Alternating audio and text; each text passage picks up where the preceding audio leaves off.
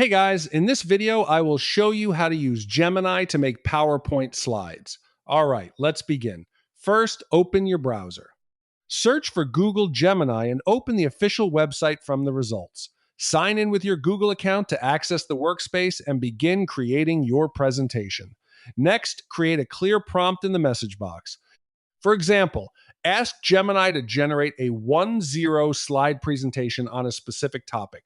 Include details like key data, trends, insights, and a modern minimalist design to get structured results. After that, select the Canvas option inside Gemini. Canvas helps organize your content into a slide-friendly format. Click Submit and allow Gemini to generate your presentation draft. Once the slides are ready, review the content carefully. Check for accuracy, clarity, and logical flow from introduction to conclusion. So that's basically how you can use Gemini to make PowerPoint slides. That's it for this video. Thanks.